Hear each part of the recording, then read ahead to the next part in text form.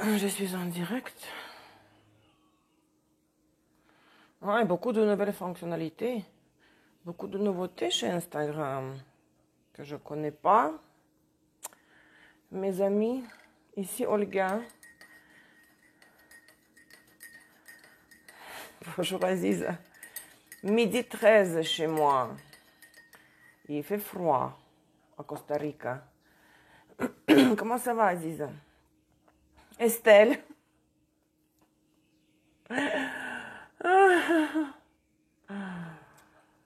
Estelle et Aziz, toujours sur les devants de la scène. On m'entend? C'est bon? Un petit effort. Un petit effort avant de... je veux dire, avant la fin de l'année, quoi. Un autre exposé, on va voir. Est-ce que j'arrive à utiliser mon mercure correctement? Je n'ai même pas encore pris mon café. Il est le 13 décembre 2021. Vous savez, je viens d'enregistrer, je vais publier tout à l'heure, après cette émission, Astro Tarot pour Verseau 2022. Ça va être mélangé, hein, pas dans l'ordre. Après, c'est le Lion, parce qu'il est enregistré aussi. Ceci dit, ça demande beaucoup de temps, analyse astrologique et tarot pour chaque signe pour 2022. C'est une analyse complète des transits, n'est-ce pas, pour chaque signe. Plus les tarots, plusieurs cartes pour chaque mois, chacun des 12 mois 2022. Ceci dit, je ne vais pas pouvoir faire les taroscopes pour le 19 décembre. C'est pas possible techniquement. Et après l'année prochaine, je vais faire taroscope un peu peut-être plus étendu, plus grand, plus long, pour une fois par mois, parce qu'il faut que je libère le temps pour le reste, quoi. La publication de nouvelles leçons. Aziza, Estelle, comment ça s'est passé la leçon sur la papesse? Vous avez aimé? Sur l'inceste psychologique et l'archétype de la mère? Ici, chez nous, je ne sais pas, je me suis réveillée aujourd'hui avec, bon, il fait toujours agréable le temps, comme genre 20, je sais pas, 6 degrés. Mais le ciel est gris, puis il pleut. Mais bon, ça n'est pas pareil comme l'hiver en Europe. Donc, entre maintenant et la fin de l'année, il y aura encore un atelier sur le module 2 pour les élèves en astrologie.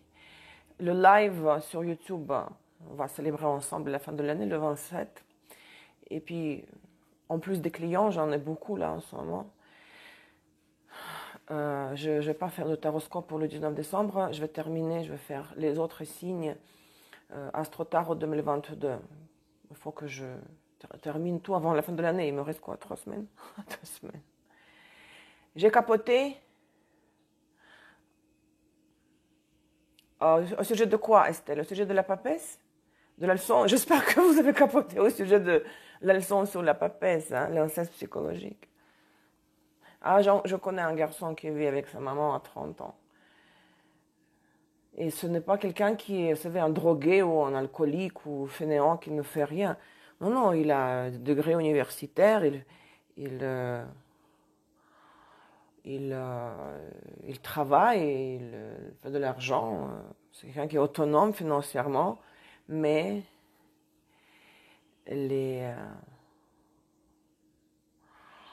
il vit avec sa mère à 30 ans, il dit il faut l'aider, mais il est seul dans sa vie, il n'a pas de copine, je pense qu'il n'a jamais eu même. Mais parce que sa mère, la figure de la mère, de la papesse, prend la place, l'espace, elle occupe l'espace de sa future partenaire, la future mère de ses enfants. Ce n'est pas bien de vivre avec la mère, pour un homme surtout, à 30 ans. Vous savez, l'histoire de on paiera moins de factures, ce sont des excuses. Hein. La papesse vous a plu, hein? Vous imaginez tout le reste, c'est dans le même style. Ok, de nouveau, je m'écarte là. Est-ce que vous voulez parler à ma place là? Parce que je ne sais plus quoi dire à la fin de l'année. La fatigue. Aujourd'hui, j'ai décidé de relancer un peu le sujet du mercure. Comment développer la pensée rationnelle. Donc, pour ceux qui me découvrent après sur YouTube, surtout, hein, En fait, les cheveux sont pas secs. Ils sont lavés, ils sont pas séchés, donc ne pensez pas que il y a le sapin là derrière. Donc, pour ceux qui vont me regarder après sur YouTube, hein, je rappelle rapidement que deux choses. Hein. C'est que toutes ces choses que je raconte, que je relance, je répète, que je reformule, ce que j'ai fait déjà au sujet de la Lune et du Soleil, dans ce genre d'exposé sur Instagram, tout ça vous trouvez dans mon livre Les planètes et leur sens ésotérique, que vous pouvez acquérir dans le format numérique pour 45 $ canadiens. Et ce livre est gratuit pour les élèves du premier module, si jamais, hein, pour ceux qui s'intéressent, parce que les gens qui m'écrivent... Est-ce qu'on peut lire quelque part ce que vous dites? Ben oui, dans le livre. Et la deuxième chose, oui, je saoule avec cette information ceux qui sont dedans depuis longtemps. Mes amis, les prix des modules 1 et 2 de l'astrologie natale, ainsi que de la masterclass, les maisons d'eau, tout ça va augmenter de 30% l'année prochaine. Donc si vous voulez acquérir ces modules éducatifs payants pour le prix actuel, vous avez encore 3 semaines jusqu'au 31 décembre. Rumi, tu fais pas de bêtises, hein? Да? Что такое? Et aussi, à partir du 15-16, je vais lancer la promotion de Noël. Mercredi soir, à partir du 16. Ce sera à 16 jeudi matin pour l'Europe.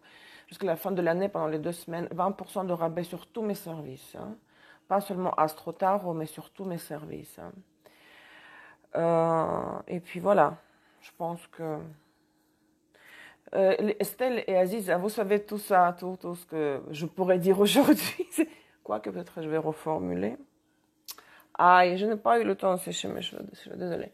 Sur YouTube, ça va être... Ah, Olga n'est pas glamour. Bon. On dirait comme du gel, en notre style, quoi. La pensée rationnelle. Mercure.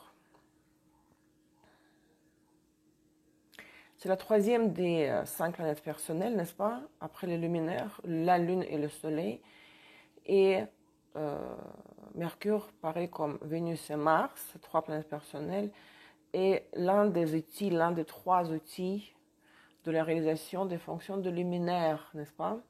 Vous le savez, ça, Aziza Estelle, que dans le thème, quand nous ouvrons un thème, nous voulons l'analyser et puis si on se pose les questions, sur quoi est centrée la personne? Quelle est sa motivation de base? Quelles sont ses motivations? Qu'est-ce qui est son moteur? Je voulais dire moteur de recherche. Le moteur qui l'a fait se lever du lit le matin, n'est-ce pas? Les motivations de base se trouvent dans les signes de luminaire et dans les signes des dispositeurs de luminaire. Il s'agit de la psychologie externe. Nous avons parlé extérieur de ça. La Lune incarne le monde, l'environnement, la société pour l'être humain et sa vision de ce monde. Donc le monde pour moi est l'endroit où j'aimerais également réaliser les mots-clés du signe lunaire. Et j'y parviens grâce à l'activité correspondant au signe de dispositeur de la Lune. C'est sa motivation de base centrale, c'est la zone de confort, c'est le besoin vital de la personne. C'est pour cette raison que la Lune est la planète la plus importante du thème, dans le sens où la Lune détermine le comportement. Toutes les planètes sont importantes, le Soleil aussi. Il faut réveiller la conscience solaire, n'est-ce pas? Le but de l'existence, c'est de réveiller la conscience solaire, mais sans pour autant négliger ou opprimer les besoins de la Lune qui sont vitaux.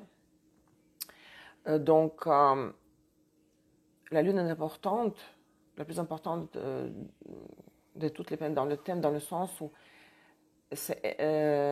que c'est elle qui détermine le comportement de l'être humain jusqu'à l'âge de 28 ans minimum, hein, voire toute sa vie. La conscience solaire, elle ne se manifeste pas automatiquement, naturellement. Il faut la réveiller. Et j'en ai parlé la dernière fois, donc dans l'exposé Comment réveiller la conscience solaire. Et la Lune et le Soleil sont les luminaires, les planètes les plus importantes du thème, le conscient et le subconscient. l'expérience de la vie antérieure, la lune, et la conscience, l'expérience à acquérir consciemment, le soleil en signe. C'est-à-dire que comment j'interagis et comment et pourquoi j'échange avec l'environnement, le monde, la société, c'est la lune et ses paramètres, son signe du dispositeur, les aspects, la lune en maison. Mais au nom de quoi? Pourquoi?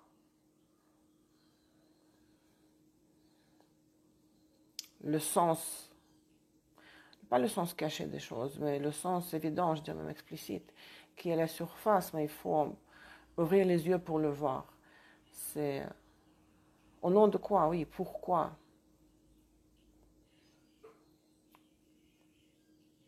Parce qu'en espagnol, même, ils ont por et para. En français, vous n'avez pas ça. Vous avez pour. À part, vous avez par amour, par exemple. Oui, par. Au nom de quelque chose, oui. Désolée, j'ai oublié. Donc, tout tourne autour du luminaire. Si vous voulez comprendre l'orientation professionnelle d'une personne et vraiment ses motivations profondes, vitales, si vous voulez analyser le comportement de la personne, pourquoi elle a agi ainsi, pourquoi elle a tout remis en question, pourquoi elle a fermé la porte, brûlé les ponts. Au contraire, comment se fait-il qu'elle a changé de profession, de pays? Il faut vraiment creuser dans les luminaires. Parce que Mercure, pareil comme Vénus et Mars, c'est l'un des outils qui permet de réaliser les luminaires. Mercure, dans un signe d'eau comme le poisson, ne fait pas de la personne un écrivain ok, en poisson, on va dire, en Verseau. Ne fait pas de la personne l'écrivain de la science-fiction. Souvent, les écrivains de la science-fiction, ce sont les gens avec Verseau prononcé, Uranus. Les luminaires liés à l'énergie de Verseau. Soleil, lune en Verseau, soleil, lune en aspect avec Uranus, dispositeur de la lune ou du soleil en Verseau.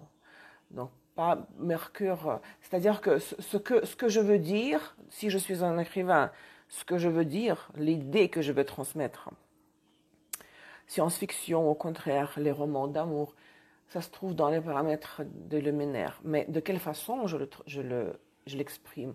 Ça se trouve dans les paramètres du Mercure. Peut-être parce que je vois qu'il y a du monde qui sont connectés, parce que j'ai une petite sorte de plan. Peut-être vous avez des questions à poser là-dessus. N'hésitez pas, hein, peut-être même Aziza ou Estelle. Où tout est clair après tous les ateliers, les cours, les exercices que vous avez fait. Peut-être tout est clair, mais peut-être non. Pas de. Quelles questions vous auriez sur Mercure?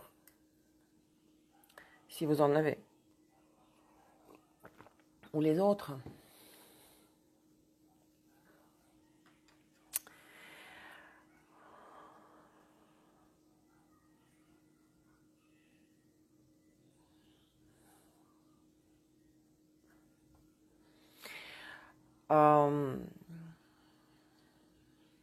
Sa fonction principale, c'est vraiment le médiateur.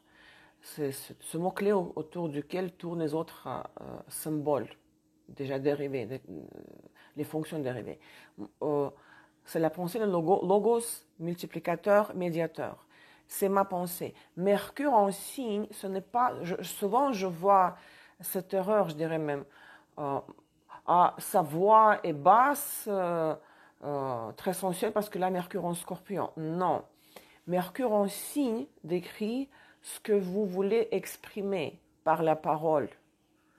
Si vous avez Mercure en Scorpion, vous voulez, avec votre corps mental, parce que Mercure correspond au corps mental dans l'aura humain, vous voulez creuser, avec votre corps mental, creuser vraiment en profondeur pour voir, afin de voir et comprendre le sens caché des choses. Tout ce qui est à la surface ne vous satisfait pas. Et quand vous parlez, parce que vous échangez grâce à Mercure avec les autres êtres humains, les êtres humains qui possèdent aussi la fonction de Mercure, vous voulez transmettre l'intensité, la pensée intense. Vous voulez transmettre le message de la transformation de la réalité. Vous voulez transmettre les idées de Scorpion. Maintenant, la voix elle-même, la vitesse dont vous parlez, à laquelle vous parlez, la vitesse, le timbre de la voix, son intensité, sa couleur. La vitesse, c'est aussi ce côté, voilà. J'ai oublié le mot. La vitesse et la façon de construire les phrases, est-ce que vous prenez des pauses, etc. C'est vraiment le signe du dispositeur de Mercure. J'ai mon Mercure en Capricorne, donc on dit souvent que c'est un côté snob intellectuel, par exemple. Je veux transmettre l'information, les faits, hein, au sujet de la réalité, parce que c'est le signe de terre, concret, rigide, structuré. C'est pour cette raison, vous, mes élèves, vous savez que mes cours sont très structurés, parce que ma façon de m'exprimer, ma façon de vous proposer l'information, elle est très structurée, n'est-ce pas? Donc, c'est le signe de mon Mercure, Capricorne. Dans mes jugements, je suis très snob, voire vieux jeu, conservatrice. Mais ma façon de parler, regardez ma voix. C'est le signe de Lion, parce que Mercure en Capricorne, donc son dispositeur Saturne, est en Lion. Donc, ma façon, ma voix, l'intensité, la couleur est décrite par le signe de Lion. D'accord?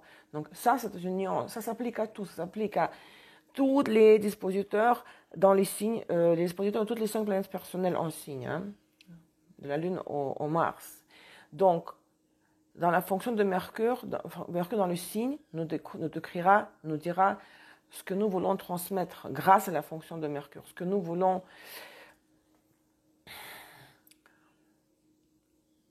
obtenir suite à l'activation de la fonction de Mercure. Bien sûr, c'est tout ce qui est la routine, le quotidien, les activités journalières, les outils, le domestique. Qu'est-ce que c'est le domestique? Les domestiques, pourquoi? Je fais une erreur. Les ouvriers, les vendeurs, spéculation, l'information. Vous savez que quand Mercure rétrograde, on dit souvent, bien que je cherche toujours à trouver le juste milieu, il faut pas, ce n'est pas la fin du monde, Mercure rétrograde, en transit. Mais néanmoins, vu que Mercure est responsable des moyens de communication, c'est un médiateur, si votre Mercure natal est direct et n'est pas rétrograde, il est mieux d'éviter d'acheter les appareils électroniques, le téléphone, l'ordinateur, même un véhicule. Tout ce qui correspond à la fonction de Mercure, les objets. Acheter Mercure rétrograde, ils vont se casser après. Vous allez devoir réparer tout le temps ces objets. Ou ramener au magasin pour les échanger contre un autre article, le même, hein, mais un autre. Essayez, je veux dire, pourquoi pas s'adapter à ce rythme de l'univers. De cette façon, ça dure 3 semaines, 3 fois par année, Mercure rétrograde, d'accord? Et pour le discours, j'ai déjà dit, c'est-à-dire que votre signe de votre Mercure décrit ce que vous voulez dire, quelle idée principale vous voulez exprimer. Et le signe du dispositeur décrit la couleur de votre discours, la façon dont vous parlez. C'est vrai qu'en observant les clients, parce que j'analyse beaucoup de thèmes, n'est-ce pas? Presque tous les jours. J'en ai beaucoup, hein, la liste de base de données de clients. C'est vrai que Mercure dans les signes d'eau, tels que Cancer et surtout Poisson, ils ont toujours du mal à se concentrer parce que quand il s'agit d'une information très précise, concrète, ce qui s'oppose aux Poissons, les Poissons s'opposent à la Vierge, n'est-ce pas? Donc, c'est tout l'opposé de Mercure en Vierge, dans le signe de sa maîtrise. Donc, les gens avec Mercure en Poisson, ils ont du mal à se concentrer sur l'information quand elle est concrète et précise. Justement, ils ont du mal avec mes cours structurés. J'ai expliqué une fois à une copine qui est bélier, avec lune en verso, vous voyez, les luminaires dans les signes de feu et d'air, avec Vénus en taureau, bon, Mars en poisson, mais bon, Mars en poisson, oui. Mars en poisson en conjonction avec Mercure en poisson. Et elle a vraiment eu, après 10 minutes, elle a dit non, j'ai la tête qui tourne. Parce que pour elle, la fonction de Mercure peut être réalisée uniquement quand il y a les émotions, quand il y a les émotions à transmettre dans cet échange verbal, les émotions qu'elle aimerait transmettre, et quand si quelqu'un lui chante une chanson, parce que c'est une chanteuse hein, de profession, quelqu'un lui raconte un poème, elle se sent très à l'aise. Donc son Mercure a du mal à capter l'information précise. C'est comme la mathématique, parce que l'astrologie c'est la mathématique, c'est le système de calcul, n'est-ce pas, science exacte. Donc je lui ai fait la liste des planètes et avec les signes, ça a pris 30 secondes. J'ai dessiné les 10 icônes de 10 planètes. Elle a dit j'ai la tête qui tourne. C'est quand même dingue. Et pourtant c'est une bélier. Donc son Mercure en poisson, bélier solaire. Ne l'aiderait pas quand même à absorber un cours aussi structuré en astrologie comme le mien, mais elle donne des cours de chant. Donc elle explique, elle doit aussi, j'imagine, maîtriser une structure, mais elle transmet l'émotion. Quand elle explique aux enfants les techniques de respiration et de chant, quand elle apprend la gamme, n'est-ce pas, de ré, mi, fa, sol, c'est une structure aussi, mais il y a la notion de la musique, l'art, tout ce qui est, voilà, sensibilité à la musique et les émotions, et là, elle est plus à l'aise qu'avec un cours d'astrologie. Mais néanmoins, son Mercure est en conjonction avec Mars, ce qui fait qu'elle aime vraiment des gros mots, quoi.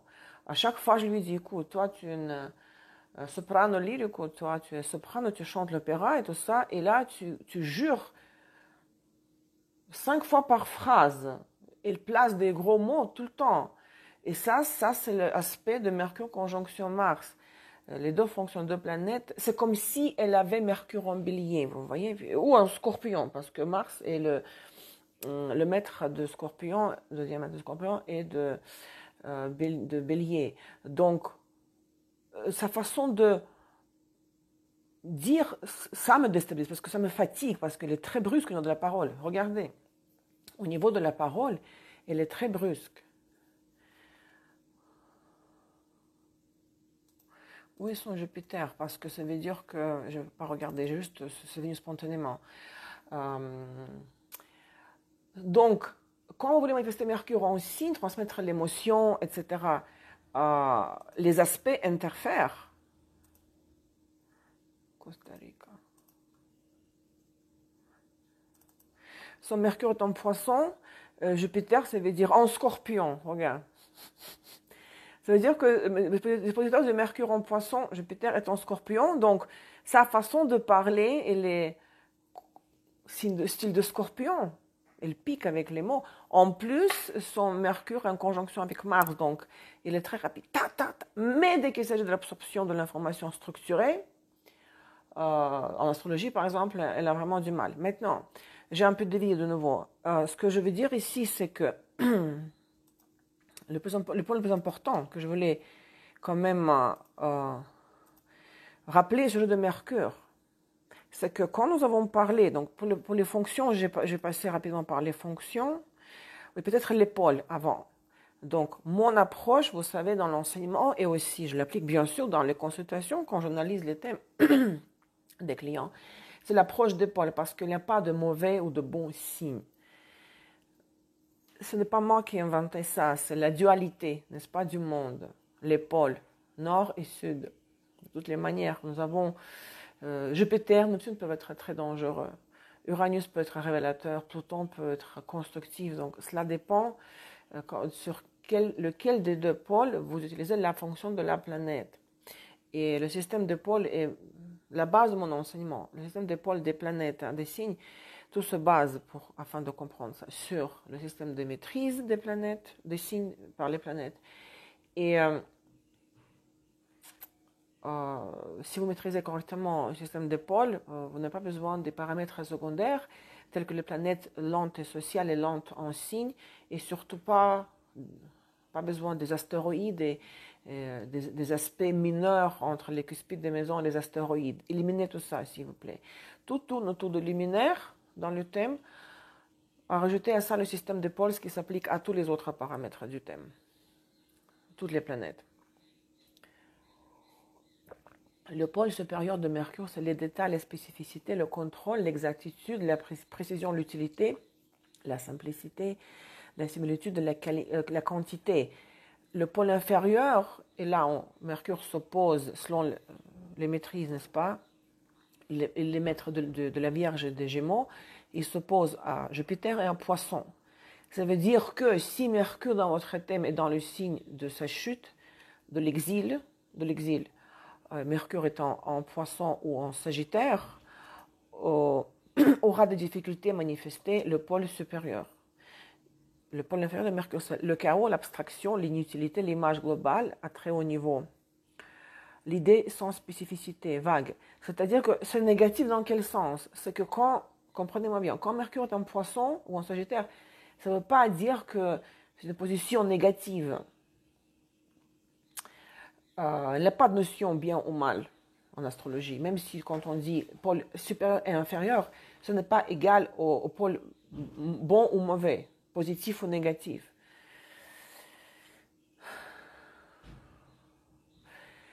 Quand vous avez Mercure ou toute autre planète personne dans le signe de sa chute ou exil, vous avez du mal à accéder, à réaliser facilement en tout cas, facilement, sans obstacle, sans effort, les qualités du signe, de la maîtrise de la planète. Je ne sais pas si c'est pas trop compliqué. Bon, le pôle inférieur de Mercure, de toute planète personnelle, nous est utile et nous en avons besoin. Surtout, c'est pas dans le cas de l'analyse des planètes personnelles dans les signes de leur chute ou exil, mais les pôles nous sont indispensables pour interpréter correctement les aspects.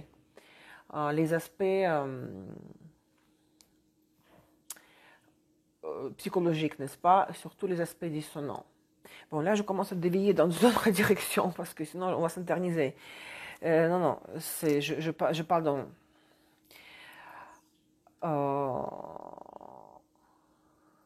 Ok, non, je laisse tomber. Donc, Mercure s'oppose à Jupiter, selon la maîtrise, parce que Mercure est maître de la Vierge et des Gémeaux, et Jupiter est le maître des signes opposés, des signes de la maîtrise de Mercure. Donc, Jupiter est maître de Poisson et de Sagittaire. Donc, ici, il y a... par exemple, ok, je vous donne un exemple ici. Ça rentre très bien dans l'actualité de nos jours. Tout ce que nous entendons à la télé, dans les médias en tout cas, partout. La télé, la radio, Facebook, Internet, au sujet de ce qui se passe dans le monde. Hein? La pandémie, les nouvelles variantes qui poussent comme des champignons. Je veux dire,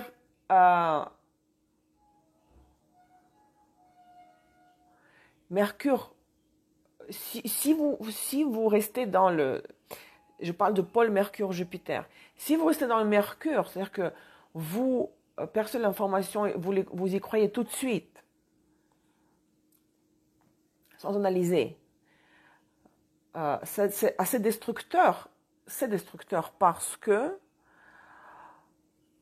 j'entends l'information, mais je n'analyse pas par ce Jupiter qui est sur l'autre extrémité du pôle Mercure-Jupiter. Parce que le pôle de Jupiter, c'est le mode de la pensée qui est large, individuel. La capacité de penser de manière stratégique, aborder le sujet de différents côtés. Vous vous rappelez dans la leçon sur Mercure, dans le premier module, je donnais cet exemple, que vous trouvez une recette sur Internet, peu importe de quoi, une recette, vous ne faites que copier, parce que Mercure, c'est un multiplicateur ou un intermédiaire, médiateur, copieur, si on peut dire. Donc, c'est copier-coller. J'ai appris une information, je l'ai entendue, je l'applique dans la pratique. Bah, je cuisine ce plat selon les instructions écrites. Et pourquoi pas rajouter votre variante, votre ingrédient, comme moi, parce que j'ai quelques plats quoi que les gens donc, quand on m'invite quelque part, on me dit toujours Olga, fais ces deux choses. C'est le pâté du foie de poulet, hígado, oui, le foie. Poulet, hein, pas autre chose. Et aussi un gâteau avec, bon, j'ai découvert la recette avec les pommes, très peu de sucre, très peu de farine. Moi, j'ai rajouté les noix de pécan. J'ai rajouté des noix et en fait, comme c'est très moelleux, la pâte est très moelleuse, il y a très peu de pâte, c'est beaucoup de pommes. Non, j'ai remplacé la pomme par les poires. Et puis quand vous mangez ça, vous avez du coup, comme il y a un petit morceau de noix, ça fait comme waouh, ce contraste entre la pâte qui est très molle et puis le noix qui est ferme, qui est dur quand même, n'est-ce pas? Donc, si vous essayez de ajouter votre propre information individuelle, expérimenter ou oser ajouter vos propres idées à une recette, à une... Bien sûr, si on vous dit qu'il faut cuire le gâteau, faire cuire le gâteau pendant 1 heure, ben, si vous le faites 30 minutes, il ne va pas être cuit, on s'entend, mais il faut toujours expérimenter et développer la pensée large, pensée rationnelle, oui, à la base. Là, on va maintenant revenir au sujet de la Lune et de Mercure. Mais si, puisque nous avons les êtres humains tous, le Mercure, notre thème, nous l'utilisons pour communiquer, pour parler, communiquer verbalement avec le corps mental, il faut toujours chercher à développer la pensée pas seulement rationnelle, mais large et individuelle. Donc, aller vers le pôle de Jupiter, n'est-ce pas, sur cet axe Mercure-Jupiter, et filtrer toute information que nous entendons dans les médias, au sujet de quoi que ce soit. Hein. Je me suis beaucoup fâchée avec les Russes ici, localement, parce qu'on a annoncé un matin, le 15 octobre, voilà, une telle nouvelle concernant les codes qui vont être soi-disant obligatoires. Ça a changé 10 000 fois entre-temps, et selon mes prédictions, selon mon tirage de tarot, mais les gens n'ont même pas voulu prendre 5 minutes pour réfléchir, pour analyser. Ok, on y va, il faut qu'on y aille, nous faire vacciner. Personne ne prend 5 minutes pour réfléchir. Qu'est-ce que c'est? D'où ça vient? Stop. Donc déjà, Mercure, il faut l'activer. Il faut l'activer. Il faut... Bon, ça, ce que je veux dire maintenant, ça relève du sujet Lune-Mercure. Là, je parle de Mercure-Jupiter, que oui, on est conscient. Oups, il y a le soleil qui est sorti du coup. Oups, le soleil. Nous savons lire, par exemple, en français, en anglais, en russe, en chinois. Nous maîtrisons une ou plusieurs langues. Mais à l'intérieur de ça, déjà, il ne faut pas rester obsédé par les petits détails. Parce que souvent, là, ça ne correspond pas à la réalité. Il faut apporter de la créativité dans le travail avec cette même information. D'accord? J'aimerais revenir sur Mercure et la Lune parce que c'est ça le point le plus important ici. C'est que dans mon exposé, si vous voulez,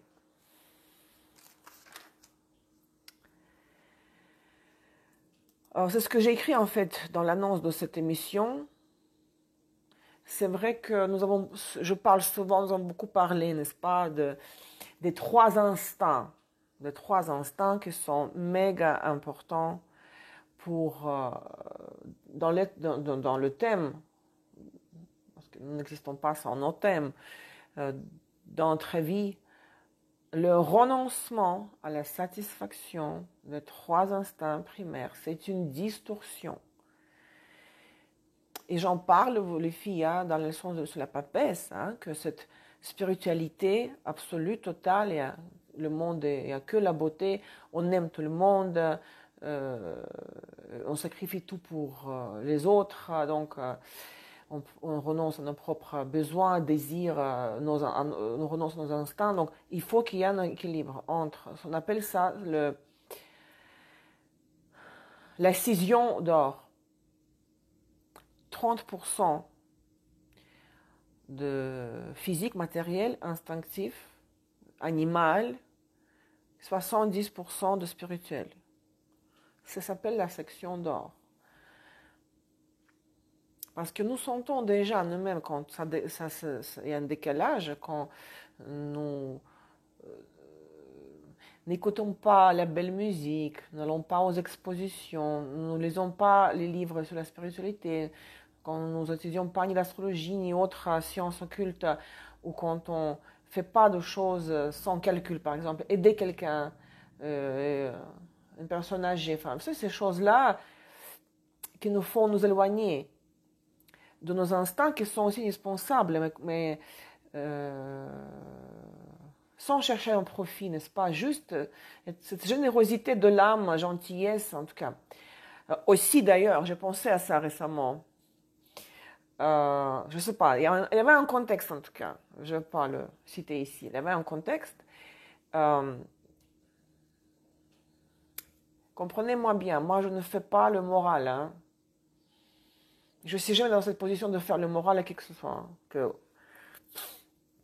je partage ma vision des choses, mon expérience de vie, mes connaissances en astrologie, en ésotérisme, et je ne dis pas que quelqu'un, même dans les consultations, je suis parfaitement impartiale, et si, parce que j'ai une copine qui, voilà, elle est jeune, ok, bon, jeune, 28 ans, et célibataire, et elle rencontre des hommes sur un site de rencontre, et puis elle couche avec un nouvel homme le même soir, quoi. Moi, je suis dans aucun jugement, quoi. Parce qu'elle dit, mais moi, j'en ai envie, c'est important, le sexe. Bien sûr, c'est important, le sexe. Là, du coup, je pas... non, je ne peux pas parler de sexe. C'est que, je sais pas, peut-être nous sommes toutes comme ça, bon, même les femmes, quand on est jeune, jusqu'à 30 ans. Je sais pas, ça dépend de la Vénus. Ça dépend de la Vénus et de Mars. Dans quel signe ils sont, bien sûr. Mais elle m'a demandé, tu me juges? Parce que le gars, elle le rencontre en 5 minutes sur un site. Il y a tout de suite la chimie entre eux. Ils sortent boire un verre, ils vont chez elle. Mais c'est arrivé déjà 3 fois que le gars a disparu en 5 minutes aussi. Après 3 mois, du matin au soir, pas de nouvelles, pas de messages, WhatsApp bloqué. Et moi, je lui ai dit, tu t'attendais à quoi? Tu pleures là, après il pleure, fais-moi l'écart, pourquoi il a disparu? Mais parce que tu lui as pas permis de te conquérir. Attention, je ne dis pas que les histoires commencées par une aventure, par l'aventure d'une nuit, ne durent pas. Parfois il y a des surprises, vous savez. Ça dépend des paramètres de la maison 7. Je veux dire, on ne fait pas de projet, on rencontre quelqu'un, on dit ok, juste passer du bon temps ensemble. Et après, ça dure, du coup, voilà, à la surprise des deux personnes. Je ne parle pas de ça. Moi, je parle de cette section, si je revenais au sujet de la section d'or, 30% de instinct, de matériel, de physique, d'animal, 70% de spiritualité. Si vous avez une relation avec un homme, enfin pour une femme je veux dire, n'est-ce pas? Un homme, homme-femme, relation. Dans l'ésotérisme, on dit que il faut qu'il y a beaucoup de... Enfin, il faut chercher ce 70% de spiritualité dans une relation avec le sexe opposé, avec un homme pour une femme. Oui, le sexe est très important et de nouveau, le renoncement à ce plaisir-là, c'est une distorsion. Mais s'il y a seulement le sexe, ça veut dire que vous êtes lié à la personne par l'instinct animal, rien d'autre. Donc il faut, plus vous avez de pourcentage, bon, qui s'approche à la 70%, de l'amour spirituel neptunien, pas vénusien, parce que l'amour vénusien, c'est un amour sélectif. Plus le sexe vous donne de plaisir, même dans une relation, parce qu'elle me dit que moi, c'est pas que je juge, mais je ne comprends pas comment ça fonctionne. Que moi, je m'en fous, j'en ai rien. Je m'en fous de lui, de toute façon, je suis pas jalouse, je m'en fous de lui. Mais après, il me pose les questions à son sujet. Tire-moi les cartes, s'il te plaît. Si tu t'en fous de quelqu'un, Comment tu peux aller dans le lit avec lui? Pour moi, c'est incompréhensible, personnellement. Parce que d'ailleurs, ok, une autre déviation, un autre écart. Ah, je ne sais pas comment formuler ça. On revient, j'essaie de passer gentiment de la Lune à Mercure. Là, je mélangeais déjà Vénus dans ce que je dis.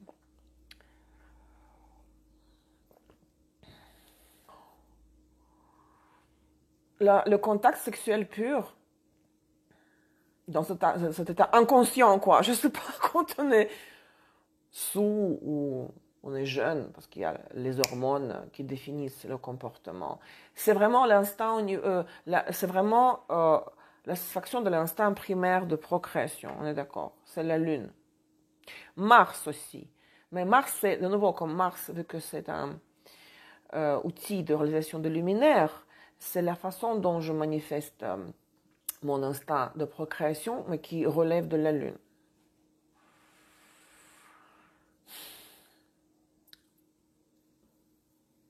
Là, je veux dire un truc, je ne sais pas, comment le dire? Ben, c'est la vie, quoi. Pourquoi les prostituées ne s'embrassent pas avec les clients? Donc, en fait, cette partie du corps, en haut, il y a 2 chakras. Anahata, le cœur, et je sais pas comment, chakra de Mercure. Oh, le honte. C'est la couleur. Il y a 2 chakras ici. De la gorge et ici, 3e œil. Les 2 chakras de Mercure, la honte, je ne me souviens plus. Et vu que et Mercure et la Lune, ce sont 2 planètes qui incarnent la capacité de réfléchir, d'avoir la pensée rationnelle, shalom, et d'aimer, ok, amour sélectif, peu importe, c'est pas grave, de percevoir la beauté de ce monde. Vénus, Ajna, oui, ça se trouve. Vous voyez, Vénus et Mercure, là je vais même rougir un peu, sont les 2 planètes qui sont responsables, qui incarnent ces qualités, la capacité de réfléchir avec Mercure, et la capacité d'aimer, ok, sélectivement, mais ok, et de voir la beauté dans l'autre, l'éthique et l'esthétique, la fonction de Vénus. Ces 2 planètes sont responsables de ces qualités-là chez l'homme qui le rendent différent de l'animal.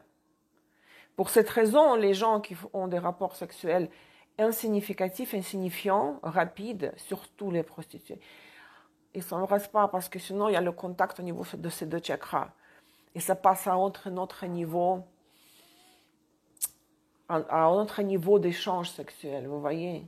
Le contact se passe uniquement dans les cas des rapports purement sexuels au niveau des chakras en bas du corps. Chakra vital, Lune et Mars en bas. Vous voyez ce que je veux en venir, c'est que si vous n'avez pas de... Je vais pleurer là maintenant, parce que c'est un sujet qui est très émouvant, parce qu'il est délicat, et je ne veux pas passer par quelqu'un qui fait le moral, mais ce sont les choses méga importantes du point de vue de la structure énergétique du corps humain.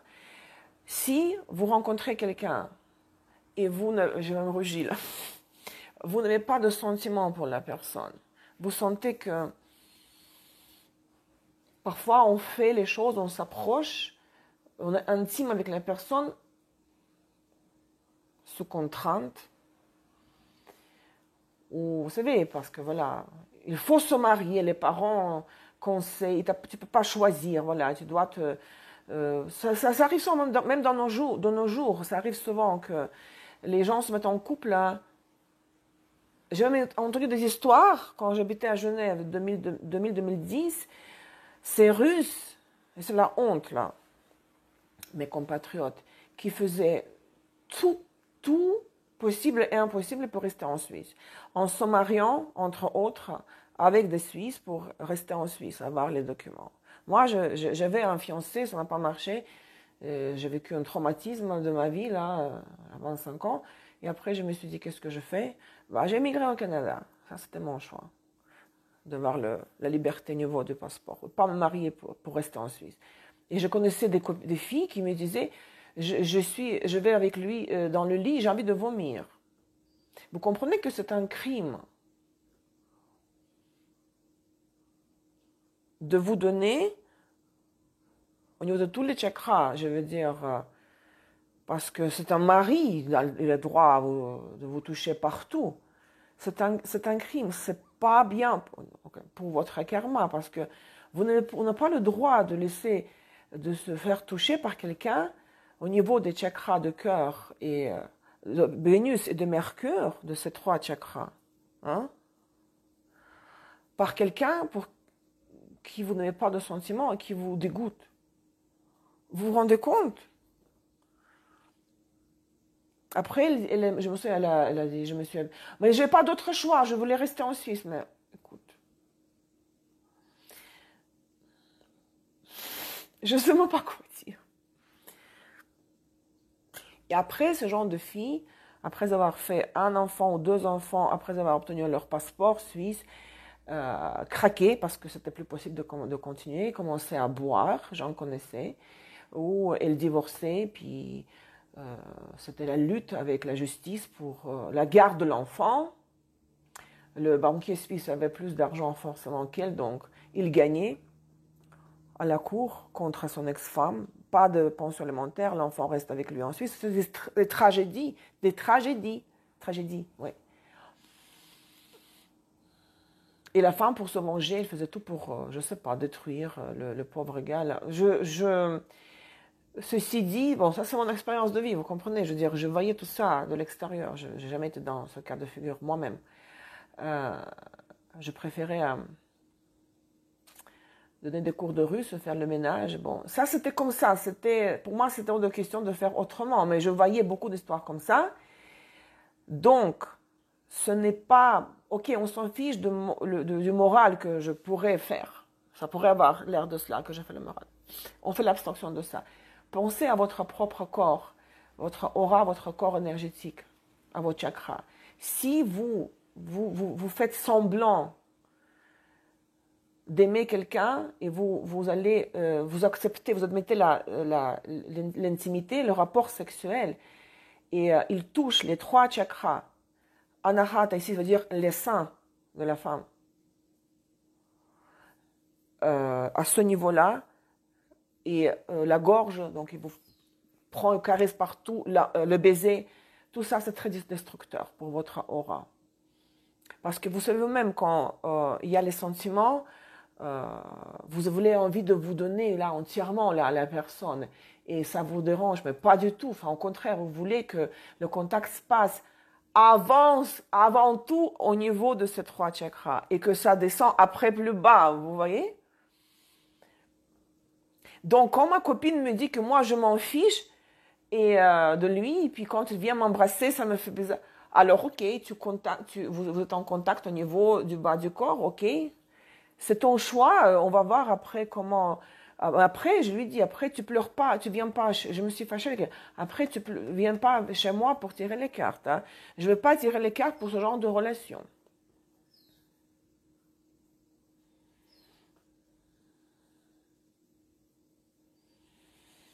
Et pour ça, les personnes les travailleuses de sexe, ça existe, oui. Je ne veux pas rentrer là-dedans dans ces discussions-là. Ils se limitent seulement au niveau du contact, au niveau de la jupe, rien d'autre. Mais si vous êtes une personne qui a le libre arbitre, qui peut choisir, vous n'êtes pas sous contrainte. Là, en fait, j'ai parlé un peu de Mars, de Vénus. Vous n'êtes pas sous contrainte. Et s'il n'y a pas le bon Dieu vous a pas encore envoyé l'amour, votre partenaire, parce que les transits ne sont pas mis en place correctement, pas encore. Les autres aspects dans les techniques prédicatives, c'est mieux de rester seul. Enfin, c'est mieux. Oui, après, il y a un certain manque parce que les instants sont là, le besoin, oui, mais qui doit être satisfait. Mais c'est aussi le test pour l'homme ou femme, je veux dire l'homme en général, l'être humain, dans quelle mesure nous sommes capables de contrôler nos instincts par la force de la pensée qui est le mercure. Rester seul, cette abstinence, n'est-ce pas?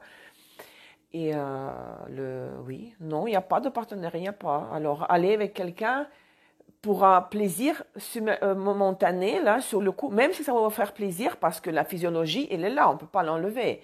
Mais si cette personne touche, pour laquelle vous n'avez pas de sentiment, vous ne la connaissez même vraiment pas, quand depuis 2 heures vous la connaissez, touche ces 3 chakras ici, c'est très destructeur pour votre aura et pour votre karma aussi. Mais il y a des gens chez qui ça ne dérange pas parce que ça veut dire que la chakra de Anahata, surtout, de Vénus, n'est pas ouverte. Hein. Parce que si elle est active, elle est ouverte. Elle a besoin de recevoir les vibrations de Anahata de la personne en face. Donc le contact au niveau de chakra vital, en bas du corps responsable, donc correspondant à la Lune Mars, ça ne lui suffit pas.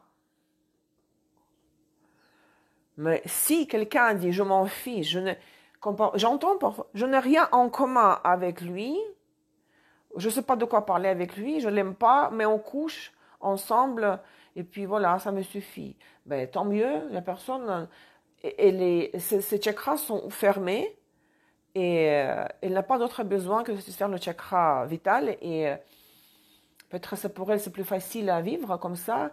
Maintenant, la question est, de nouveau, sans vouloir pointer du doigt ou faire le moral, en quoi cette personne est différente d'un animal?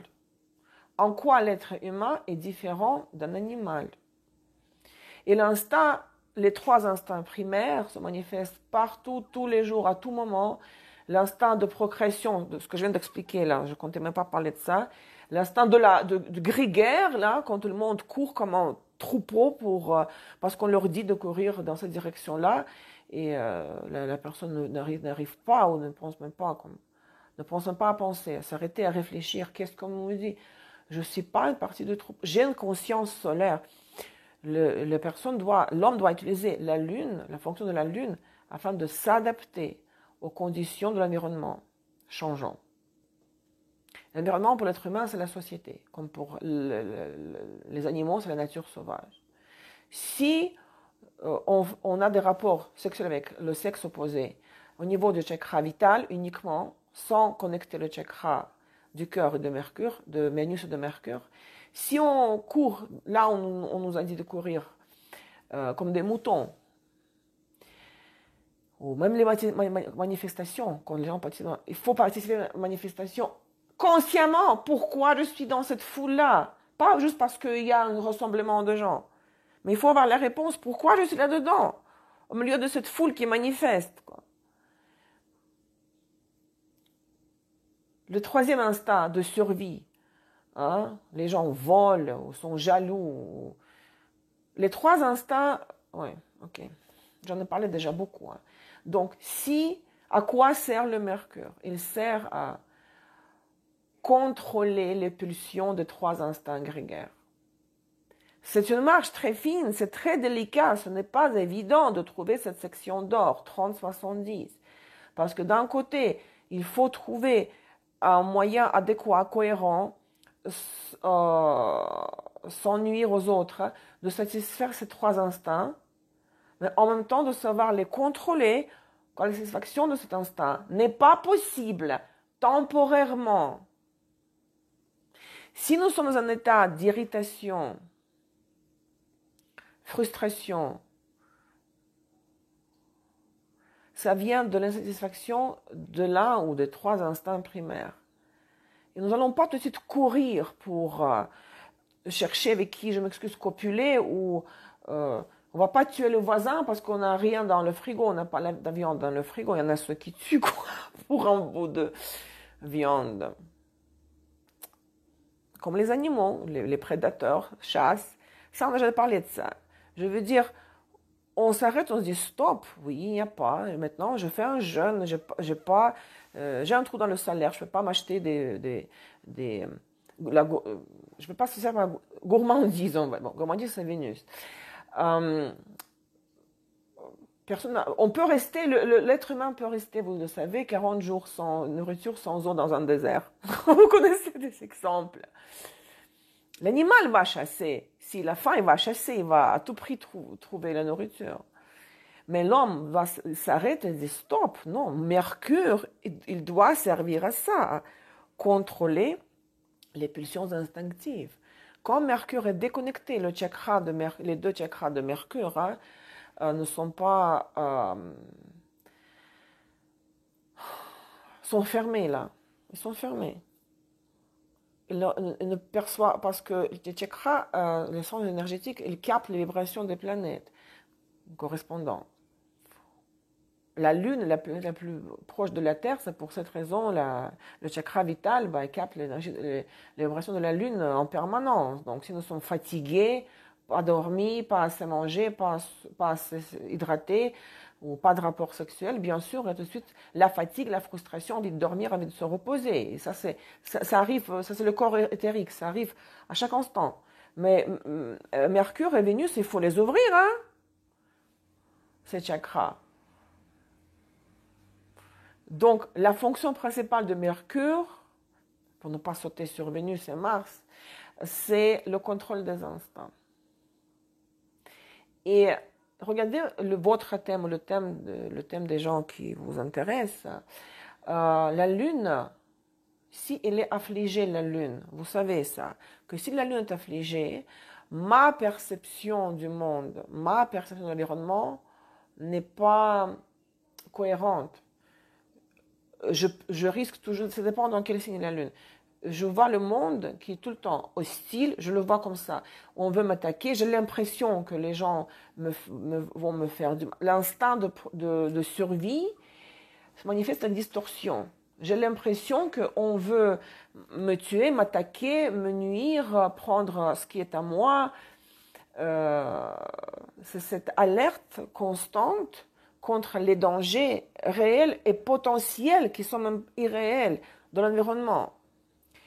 Si la Lune est affligée, ce n'est pas évident. La personne est tout le temps susceptible, a l'impression que mais on lui manque de respect, surtout la Lune dans les signes de feu, par exemple.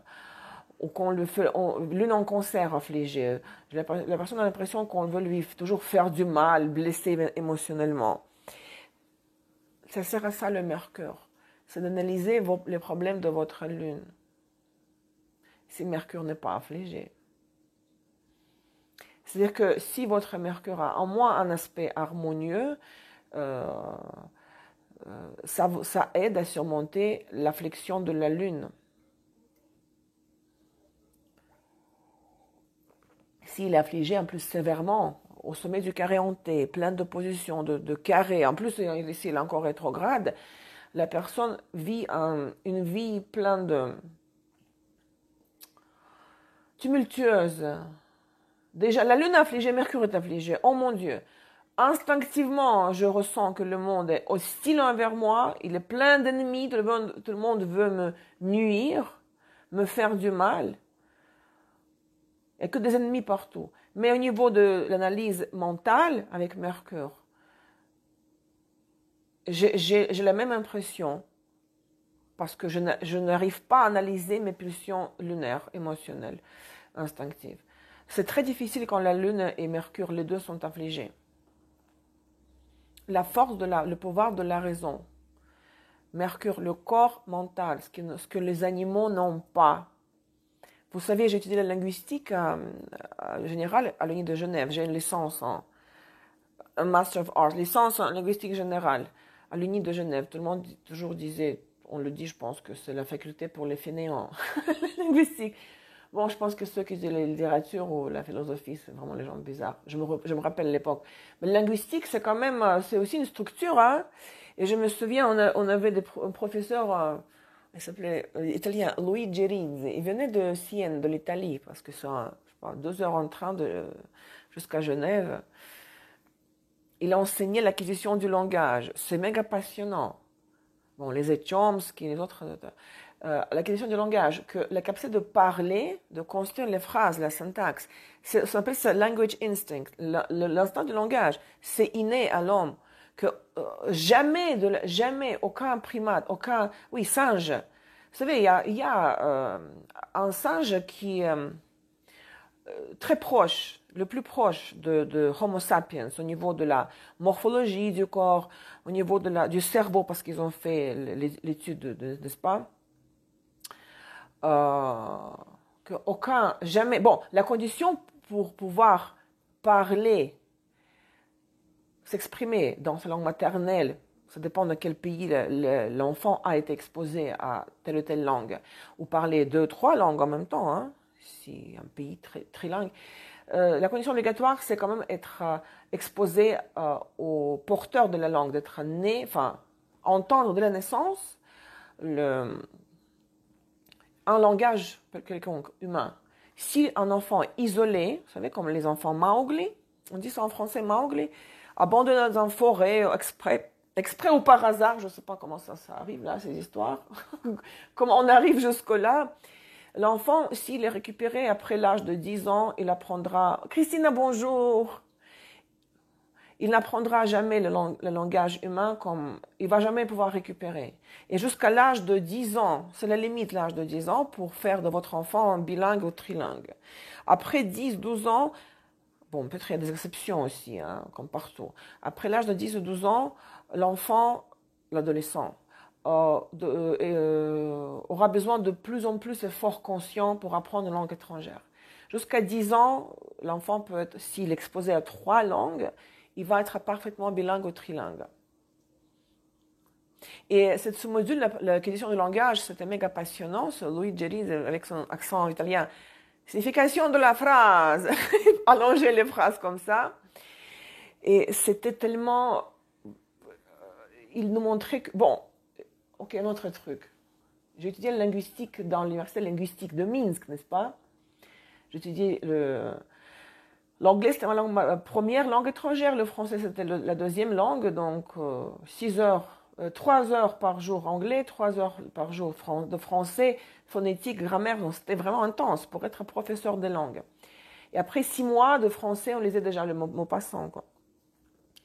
Je me rappelle le bel ami où je pleurais, quoi. Non, je pleurais après le récit de Maupassant. Une pouffe. Excusez-moi si je me trompe. Une pouffe, ça s'appelle la pouffe ou une pouffe. Les filles, aidez-moi, Estelle, vous y connaissez. Quand une femme, c'était une prostituée, non? Dans un voyage, là, il n'avait rien à manger, puis il a distribué toute sa nourriture à ceux qui voyageaient avec elle. Parce qu'elle avait une sorte de panier. Et quand ils sont arrivés jusqu'à... Oh, je ne me souviens pas exactement... une maison, comment ça s'appelle? Une maison d'hôtes, non? Boule de suif. Et qu'est-ce que c'est une pouffe, là? Je m'excuse si je me trompe. Qu'est-ce que c'est une pouffe? Boule de suif. Vous m'excuserez, vous me pardonnerez. Oui, boule de suif. Pourquoi une pouffe? D'où ça sort une pouffe, quoi? Jesus. Non, écoutez, je parle 5 langues, donc on peut me pardonner. Et pourquoi? Nana, qu'est-ce que c'est? Qu'est-ce que c'est une pouffe? Boule de suif. Et après, quand ils sont arrivés jusqu'à un hôtel ou une maison d'hôtes, il y avait un contexte, n'est-ce pas? Ils ont dit, OK, pour payer le séjour de toute cette équipe-là, il faut que la femme, là, passe par tous les hommes, n'est-ce pas? Je pleurais, je peux pas. La parure aussi, la parure. Comme, après 6 mois, on lisait le Maupassant déjà. Bon, maintenant, YouTube va rire de ma pouffe, là. Boule de suif, oui. La parure, belle amie, en tout cas. Pourquoi je parlais de ça? Oui, l'université de linguistique à Minsk, c'était 96-97, d'accord? C'était la première année où l'Internet a apparu en Biélorussie. Le professeur de linguistique générale qui était aux États-Unis, qui a vu... c'était vraiment 3 ans après la chute de l'Union soviétique. Mais il a visité les États-Unis... oui, une femme vulgaire, oui, une pouffe, oui. Mais regardez comme mon cerveau...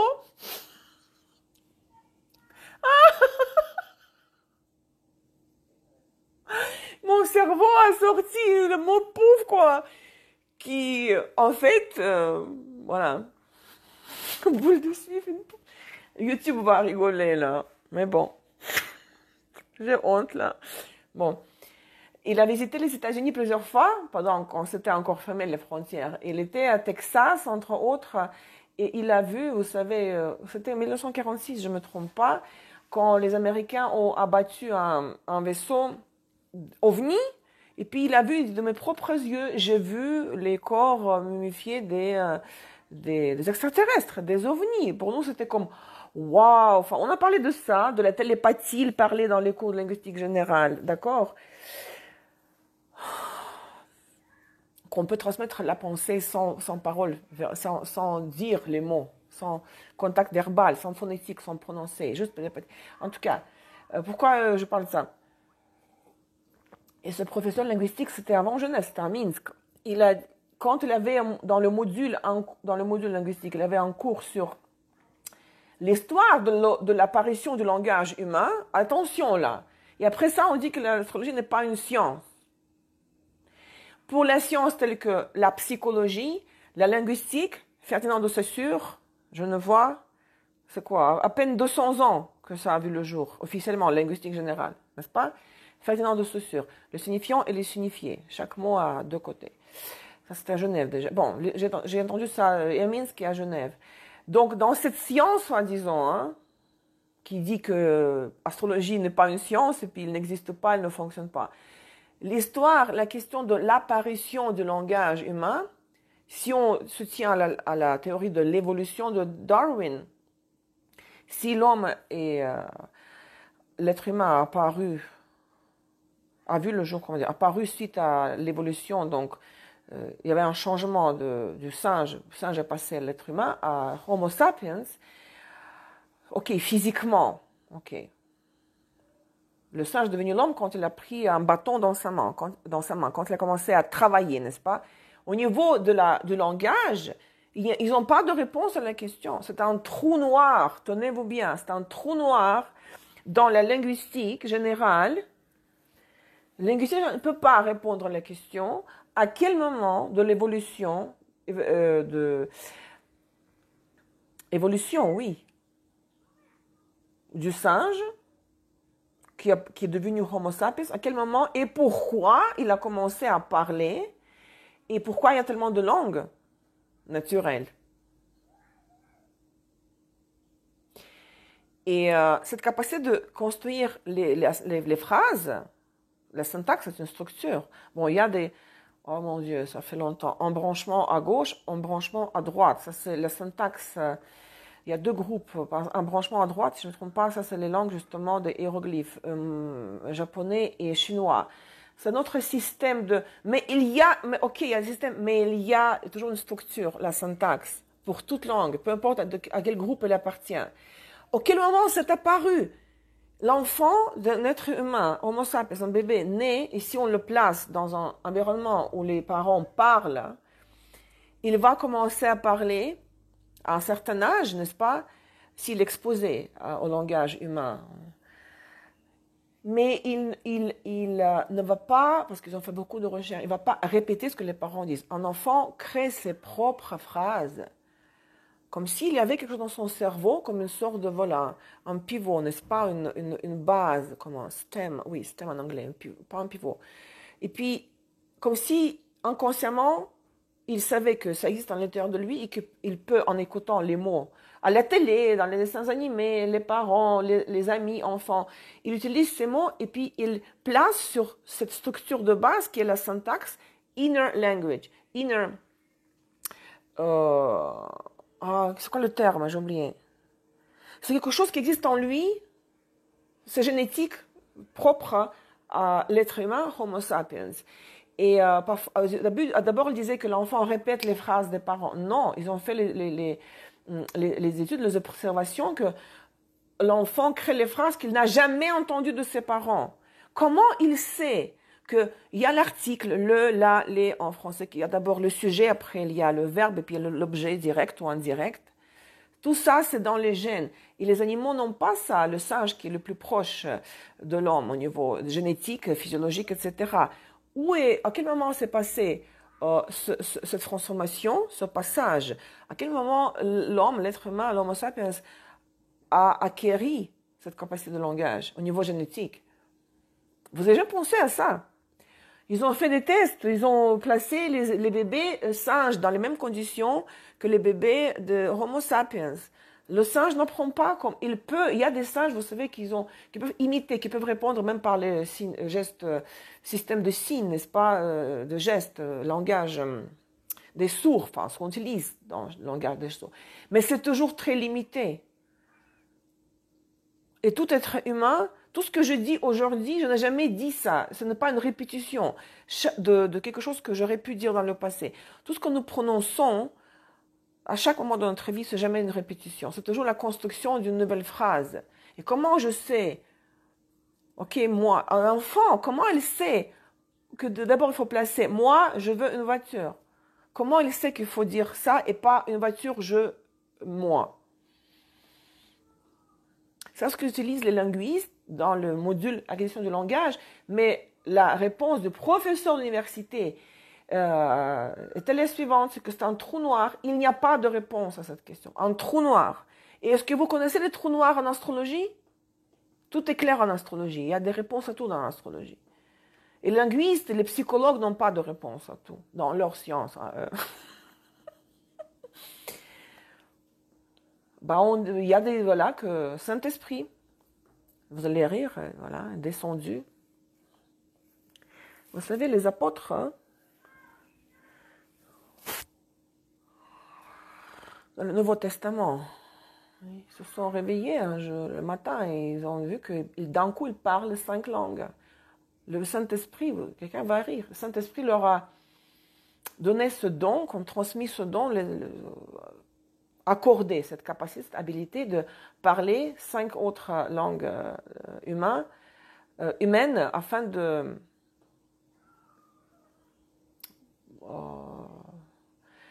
pas propager, à transmettre le message de l'évangile, quoi. Ça, c'est divin, ça. C'est le Mercure, le langage humain, Mercure. C'est ce que nous lie au Dieu. La capacité d'analyse, de synthèse, c'est déjà Uranus, le pôle supérieur. Non pas le pôle, l'hypostase supérieure, octave supérieure de Mercure. Ça, c'est autre chose. Mais ce qui nous rend différents des animaux, cette capacité de contrôler les instincts par entre Mercure. C'est ce qui nous reproche à Dieu, et c'est le Dieu, je ne sais pas de quelle façon. C'est un mystère pour tout le monde, pour tous les scientifiques, que ce soit les médecines, linguistiques. Ils n'ont pas les réponses à ces questions-là. Ils ont bien à ouvrir le cerveau, faire scier le crâne des morts et des vivants. Ils ont bien analysé le cerveau qui est vraiment comme 200 grammes. Ils n'ont pas de réponse là-dedans, dans leur microscope. Comment un enfant arrive à construire les phrases syntaxiquement correctes? J'avais pensé à ça.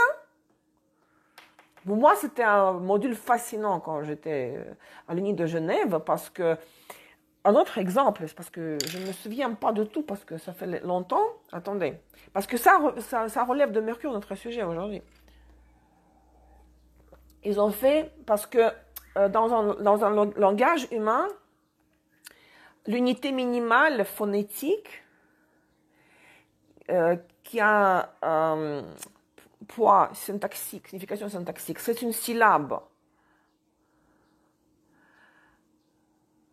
Vous prenez par exemple un mot où vous changez une lettre. Mon et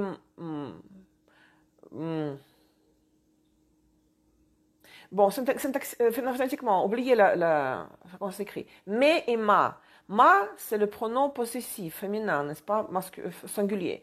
Mais, pronom possessif pluriel. Donc, vous dites ma, je comprends ce que c'est ma. Mais, c'est un autre mot. Donc, on change une lettre. Donc, chaque syllabe, avec une consonne ou voyelle, peu importe, remplacée, acquiert un autre sens. Et on n'a pas besoin de chercher les mots compliqués. C'est clair qu'une table et une voiture, ce sont deux mots différents, ils ont plein de lettres différentes. Mais vous prenez juste mais et ma. Phonétiquement, on sait que mais s'écrit avec S. Mais, c'est au pluriel possessif. Ma, singulier féminin. On donnait un nouveau-né, vous savez, le nouveau-né qui tète le sein de la mère. La mère allaite le bébé, donc ils ont un rythme. Il y a un rythme dans lequel, le rythme normal, quoi, standard, moyen, dans lequel un bébé, un nouveau-né, un nourrisson, tète le sein de la mère. On lui donnait, par exemple, à écouter, regardez, c'est vraiment incroyable, un enregistrement d'une voix de la mère, de préférence, pour le confort, mais c'est même pas important, qui disait comme ça, na, na, na, na, donc une syllabe avec, disons, N et A. Na, na, na, na. Le bébé continue à téter. Après, on remplaçait le A par une autre voyelle qui change, qui rend cette syllabe, qui donne à cette syllabe une autre signification syntaxique. Ou par exemple, mais. Et après, la personne prononçait ma. Le bébé, il réagissait comme ça et commençait à téter plus rapidement. Le bébé qui ne parle pas, qui est vraiment nouveau-né, un nourrisson, réagissait au changement phonétique d'une lettre, voyelle ou consonne, dans une syllabe. Donc il y a une réaction instinctive. Au niveau de l'instinct, au niveau de la génétique, ça se trouve. Une réaction qu'il voit qu'il y a une lettre différente, qu'il entend du coup, hein, pas la lettre, le son. Vous voyez ce que je veux dire? Après, on disait de nouveau mais ou mou, on changeait les voyelles et puis il changeait de vitesse. C'est dans les gènes, c'est le mercure, ce sont ces deux chakras, d'accord? Bon, ça c'est plutôt déjà Uranus, mais c'est surtout, oui. Ce n'est pas expliqué, c'est jamais expliqué par rien et par personne. Et où ça a commencé, à quel moment, de quelle façon, pourquoi il y a tellement de langues naturelles. Hein? C'est surtout cette histoire de structure, qu'il y a une grammaire universelle. Voilà, je cherchais j'ai oublié parce que c'est grammaire universelle.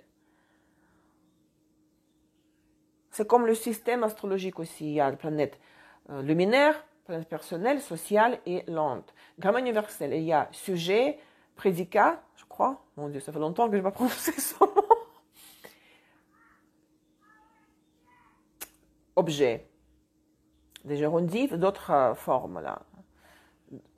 D'autres paramètres d'une structure syntaxique. Ça, on n'apprend pas ça. L'être humain est né avec cette connaissance de la grammaire universelle. Déjà l'ayant dans ses gènes, et cette grammaire universelle peut se manifester à travers toute langue humaine naturelle, dépendamment du pays de la naissance du bébé, de la personne. Il est exposé à cette langue parce qu'il vit dans ce... Mais la grammaire universelle, cette capacité... vous trouvez un livre, c'est en anglais, mais il y a des traductions. L'instinct du langage. Il n'y a pas de réponse.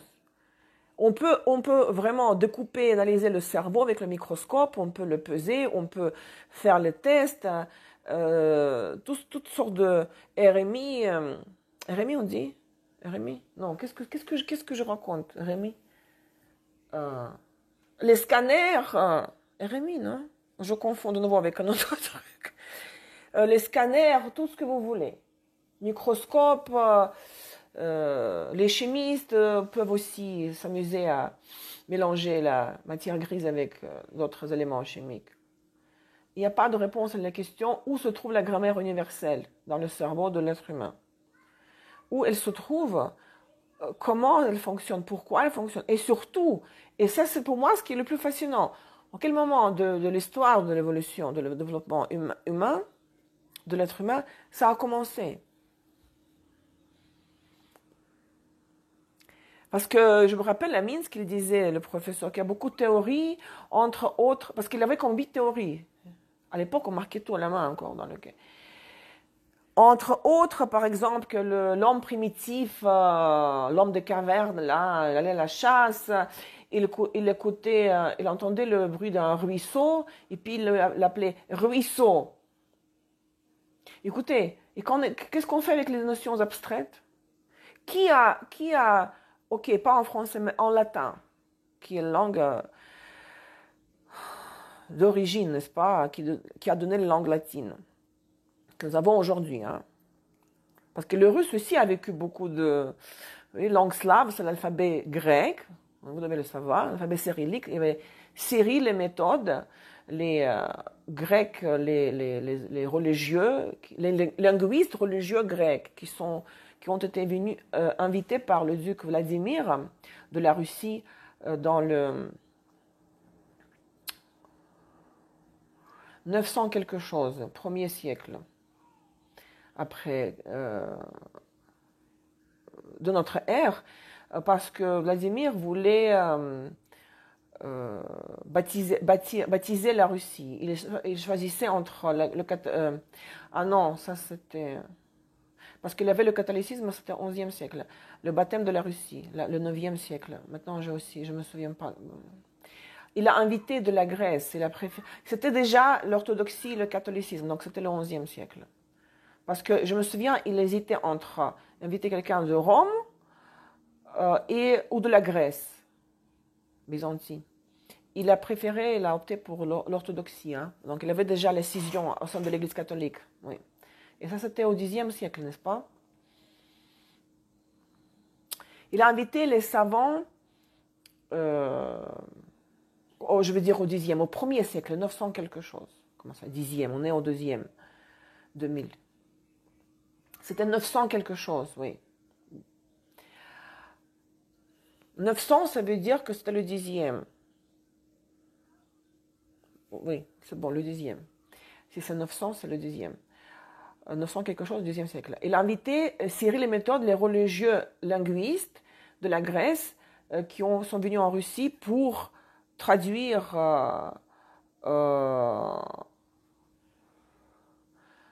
les Saintes Écritures dans le russe de l'époque, le vieux russe, le vieux slave, c'était. Après, il y avait une division entre russe, belorusse et ukrainien. Dans la langue que les Russes parlaient, ils n'avaient pas son système d'écriture. Hein. Les Russes, à l'époque, n'avaient pas d'alphabet. C'était vraiment un mélange de un peu partout, différents symboles. Il n'y avait pas d'alphabet comme dans la langue latine. Et Cyril et Méthode ont appliqué l'alphabet grec. C'est pour ça qu'on dit cyrillique. Parce que c'était Cyril, Kirill et Méthode. Cyril et Méthode.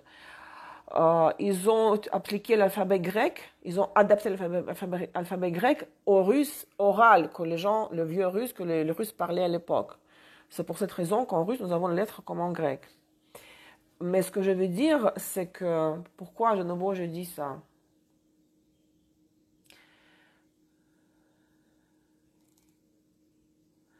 Oui, que chaque langue vit une évolution. Oui, à l'époque, c'était que le langage oral, pas d'alphabet.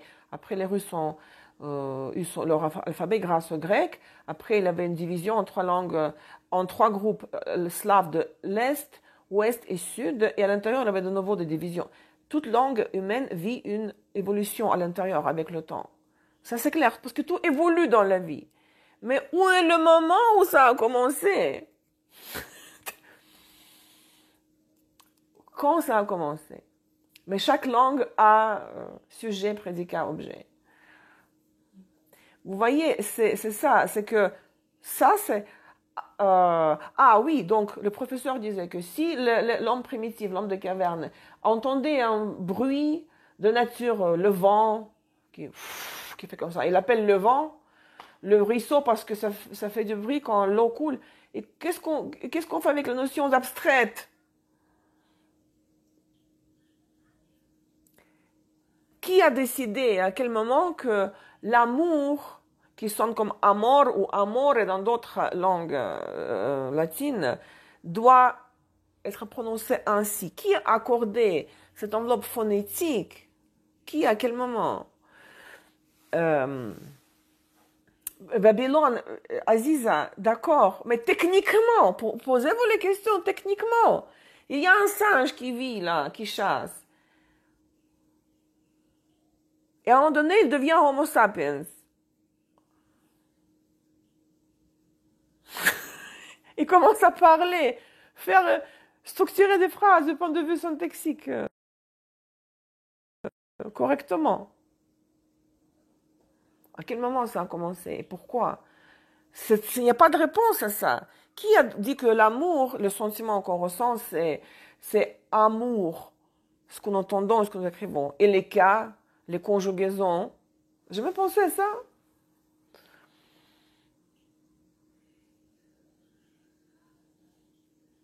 Et les notions abstraites, surtout. Non, il y a beaucoup il y a que des mystères dans cette fameuse science.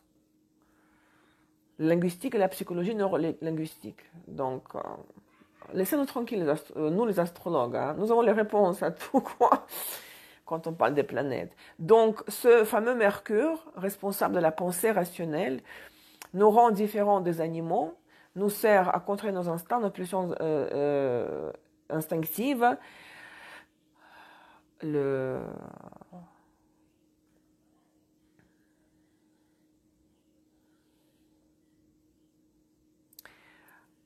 L'homme, quand il commence à réfléchir, quand il active son Mercure, c'est le premier pas vers la conscience divine dans son cheminement, dont le but est de se rapprocher au Dieu.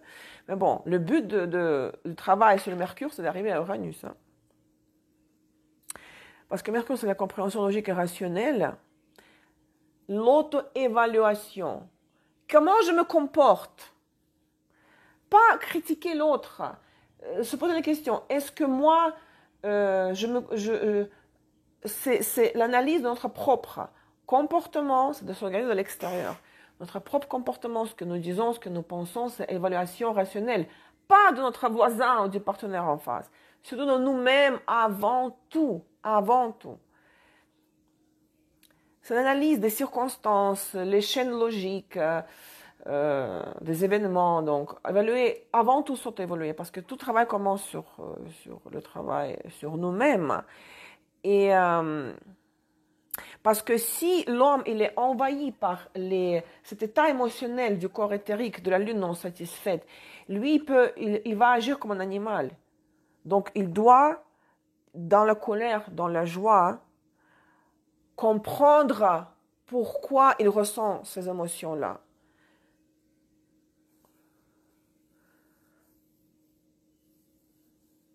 Grâce au Mercure.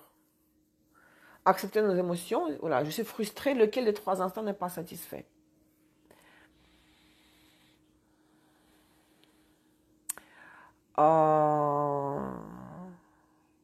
L'autocritique, j'en parle dans le livre, n'est-ce pas? L'autocritique, se tourner vers lui-même et se regarder dans la vraie lumière, sans illusion.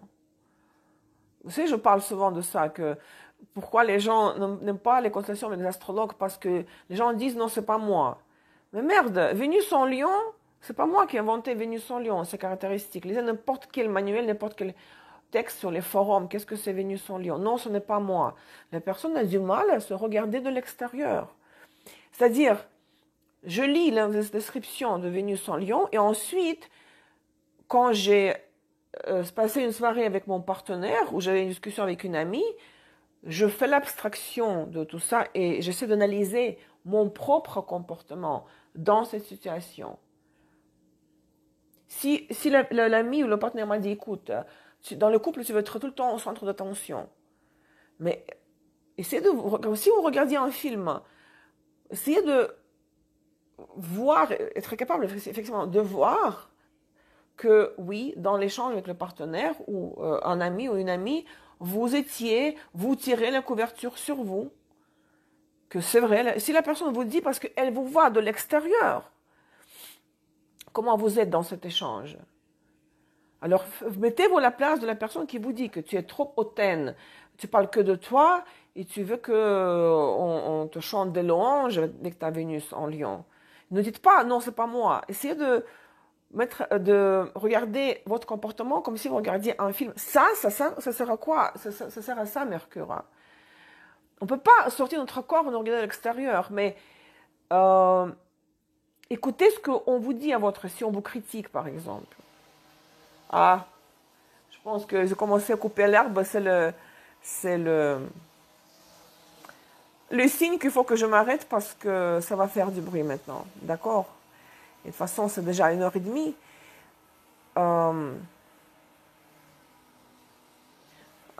Attendez un instant. Non, ça ne va pas s'arrêter. C'est pas ma propriété ici, c'est ailleurs. Je pense que j'ai tout dit ce que je voulais dire. Peut-être la dernière chose, comment développer ses pensées rationnelles. Qu'est-ce que vous en pensez?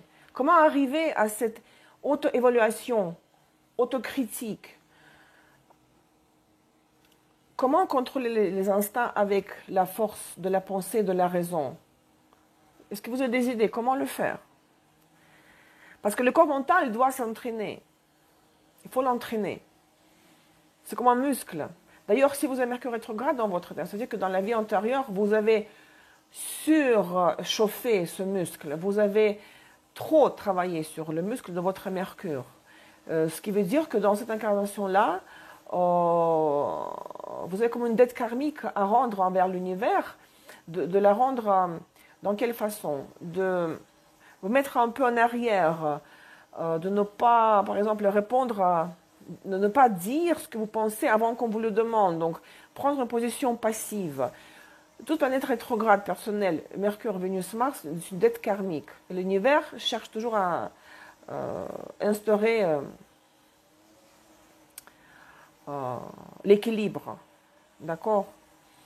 Et avec Mercure rétrograde, ce sont les gens souvent très talentueux, ce sont les écrivains, les humoristes, les scénaristes, les savants. Moi, je peux pas, attendez. Quand même, je lui ai dit donne-moi 10 minutes là, parce que l'avantage ici c'est l'herbe pure, mais comme tout son temps, quand il coupe l'herbe, donc il va la couper la machine. Donc il faut l'entraîner ce muscle, c'est-à-dire que si vous avez Mercure rétrograde, votre muscle est surentraîné, trop, dans la vie passée. Donc c'est pour cette raison que les gens avec Mercure rétrograde, quand ils veulent, ils ont cette tendance à ne pas écouter l'autre parce qu'ils ont dans leur pensée qui envahit tout. Ils sont très efficaces dans le domaine de l'enseignement, dans les explications, quand ils sont professeurs, quand ils expliquent les choses aux autres. Mais ils doivent vraiment reculer, rétro. Parce qu'il y a un déséquilibre avec Mercure rétrograde. Ce n'est pas le signe d'un intellect mauvais, bas intellect, pas du tout. C'est au contraire, il y a un décalage, mais parce que c'est quand vous travaillez un muscle dans la salle de gym, puis il devient trop grand, trop gros par rapport aux autres muscles, les autres parties du corps. Donc il faut l'équilibrer, il faut le faire dégonfler un petit peu, ce muscle. Et de quelle façon? Ne jamais s'imposer dans la communication. Toujours prendre du recul. Le conseil direct, c'est ne pas ouvrir la bouche avant qu'on vous le demande. Avec Mercure rétrograde. Mais sinon, c'est vrai que si votre Mercure est en aspect avec une planète lente, sociale, mais surtout lente, Uranus, Neptune, Pluton, intellectuellement, bien sûr que c'est une très grande habilité, surtout sextile, trigone, conjonction, peut être une affliction, vous le savez, conjonction avec Uranus, Neptune, Pluton, toute planète personnelle, c'est une affliction, mais sextile, trigone, bon, moi j'ai Mercure sextile en Uranus, donc, vous savez, donc, il y a mon Mercure, mon corps mental a l'accès aux vibrations d'Uranus, d'où la capacité d'analyse de synthèse de Verseau uranienne, ajoutée à Mercure en Capricorne. D'accord, donc je raconte pas des bobards. Je tiens les promesses, mes cours sont structurés. Donc d'un côté, il y a cette structure. En même temps, en plus, je possède cette capacité de synthèse intellectuelle parce qu'il y a mon Mercure à l'accès à la vibration d'Uranus. Sous forme de sextile qu'il faut encore comme faire un effort supplémentaire. L'activer, c'est un trigone qui dort, un sextile, n'est-ce pas? Donc, c'est très bien si Mercure est aspecté par les planètes lentes, par les trigones ou les sextiles. C'est-à-dire que c'est facile pour vous. Si vous avez Mercure sextile ou trigone Neptune, c'est pensée imaginative, c'est très bien pour lire les cartes. Aspect harmonieux avec Pluton donne cette capacité de creuser, de voir les gens, de les scanner, de voir à travers, de voir leur motivation. Attention, la conjonction, c'est une affliction. Mercure, Uranus, ça fait la personne, peu importe dans quel signe. Mercure, conjonction Uranus, ça fait sauter les plombs hein, à la maison, dans la maison. par la parole. Donc la personne dit tout ce qui lui passe par la tête. Ici et maintenant. Je connais une personne, c'est insupportable. Je connais une autre, hein. C'est supportable parce qu'elle étudie l'astrologie, elle sait comment gérer ça, donc c'est constructif. Il faut amener Uranus au pôle supérieur lorsque la fonction de Mercure est activée, n'est-ce pas? Le plus souvent, c'est une inflexion, les gens, voilà, je dis tout ce qui passe par la tête, ici maintenant, c'est le chaos total, et ça crée du chaos autour. Donc, conjonction, attention. Mais sinon, pour développer ce pensée rationnel, c'est quand c'est le contrôle maximal, cette auto-évaluation. Autocritique, pas dans le sens que oh, je suis mauvais, je suis mauvaise, je suis nulle. Pas critique dans le sens de souligner les défauts. Vous savez, on dit que avant de... Comment on dit? C'est une expression biblique. Tu vois le défaut de l'autre et tu ne vois pas ton propre un petit machin là qui est dans ton... Tu vois un petit truc dans l'œil de l'autre. Il y a un mot spécial, je ne me souviens plus en français. Et tu ne vois pas un énorme là, un bout de bois, littéralement, je traduis du russe, chez toi là. Donc, avant d'aller souligner et critiquer ce que vous voyez, et peut-être même si vous avez raison, mais si on ne vous a pas demandé votre avis, ce que je ne supporte pas moi, quand on commence à me dire ce que je n'ai pas fait correct, tant que je n'ai rien demandé, écoutez, il ne faut rien me dire. Si votre avis m'intéresse, je vais vous poser les questions, vous me répondrez. Donc avant d'aller critiquer l'autre, donner vos conseils, tournez-vous vers vous-même, hein, à l'intérieur. Analysez déjà, réglez le problème de votre lune affligée déjà.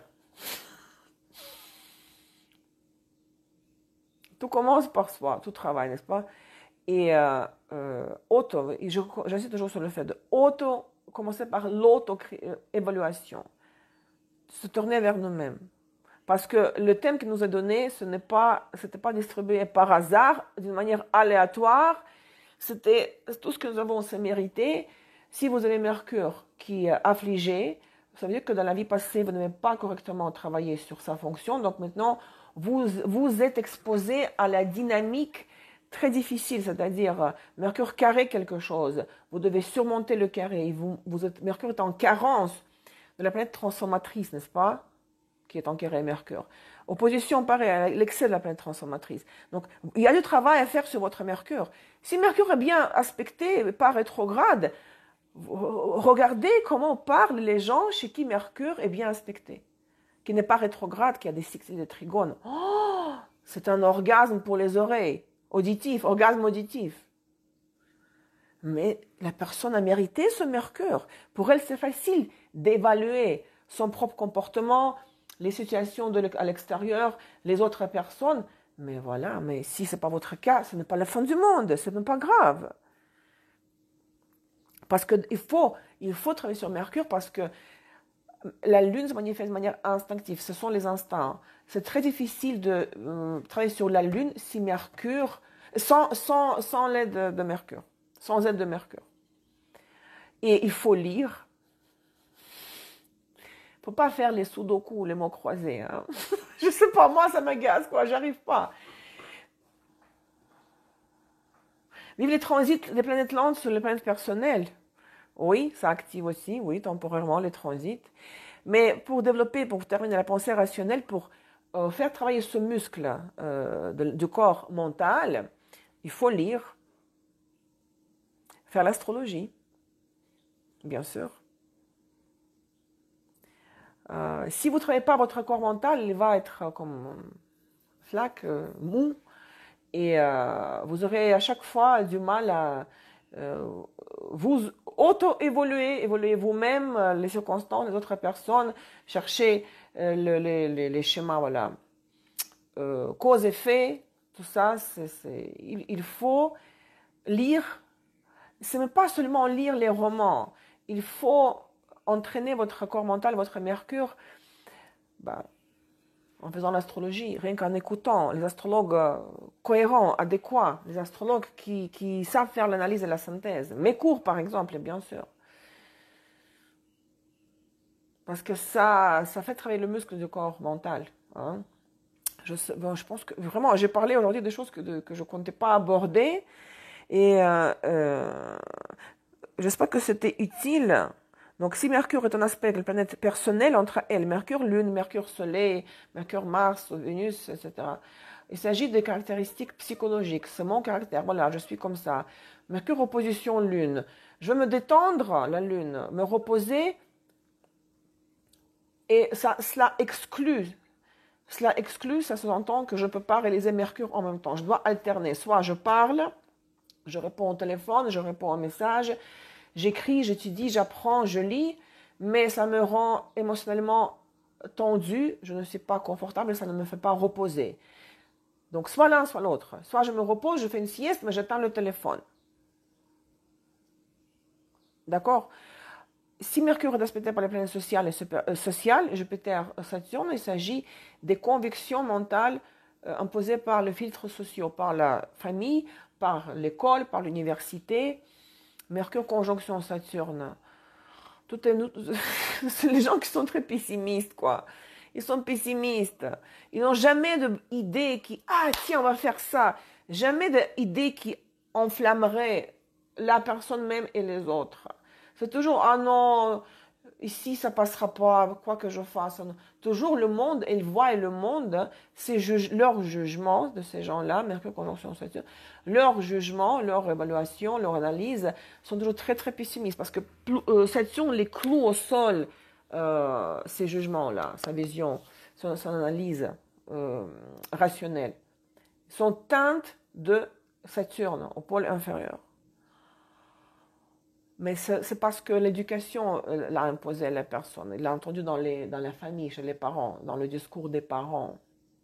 Ou à l'école, les modèles sociaux, patterns, social patterns.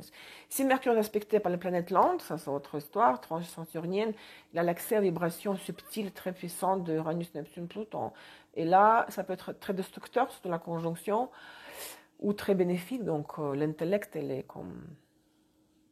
capacité de synthèse, d'analyse, de se lever au-dessus du tableau Excel de la compatibilité, de la comptabilité, quoi. Mais bon, ça, on discute de tout ça dans les ateliers. Vous voyez, il y a beaucoup d'informations, mes amis. Le livre Les planètes et leur sens ésotérique, il est accessible en format numérique pour 45 $ canadiens. Si quelqu'un s'intéresse, voilà, par ce matériel écrit pour lire tout ça sur les 10 planètes. Pourquoi 3? Les 10 planètes du système solaire. Vous savez où trouver sur mon site web Astro Ésotérique Pro. Je pense qu'on va s'arrêter là parce que oui, presque 2 heures. Et là, je pense qu'en janvier, je vais faire une pause par rapport au live et les taroscopes. En février, je vais faire une autre interview avec quelqu'un qui s'intéresse. Si quelqu'un veut faire une interview avec moi, faites-moi savoir. Et après, je vais faire de nouveaux live comme maintenant sur Vénus. Comment maîtriser l'art des relations. On va faire chaque planète, n'est-ce pas? Après, on verra ce qui se passe, mais live sur chaque planète va être alterné avec les interviews. Donc, si quelqu'un veut faire une interview avec moi, en février, contactez-moi. Hein. Ça vous plaît mon sapin? Prenez soin de vous. Je vais publier les astrotares pour le Verseau tout à l'heure, hein, l'après-midi, parce qu'il est 2 heures chez moi. Et puis, d'autres signes jusqu'à la fin de l'année. Hein.